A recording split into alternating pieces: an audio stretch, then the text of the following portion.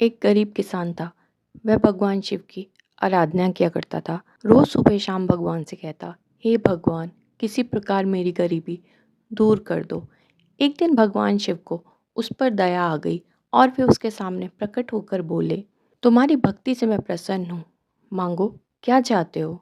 किसान बोला, हे प्रभु, मैं बहुत गरीब हूँ, कृपा करके मेरी गरीबी दूर करने का कोई उपाय बताइए।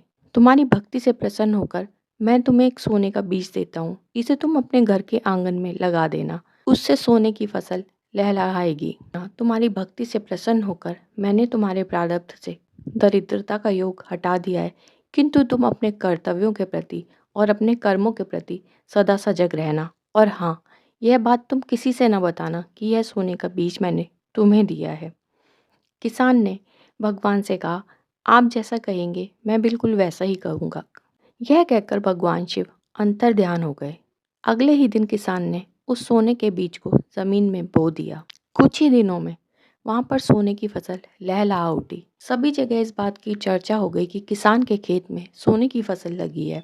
अब तो किसान के बहुत ठाट बाट हो गए।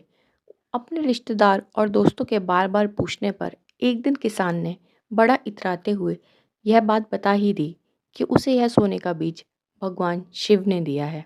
उसके यह बताते ही भगवान शिव उससे रुष्ट हो गए और उन्होंने उसके खेत से तत्क्षण सारी सोने की फसल वापस ले ली।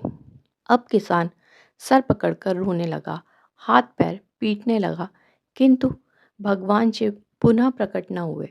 इस संदर्भ से यहाँ पर यह संकेत किया गया है कि यदि प्रारब्ध से हमें कोई वस्तु प्राप्त भी हो जाए, किंतु हमारे कर्म उचित न हो, तो प्रारब्धवश प्राप्त हुई वस्तु को हाथ से फिसलने में अधिक समय नहीं लगेगा।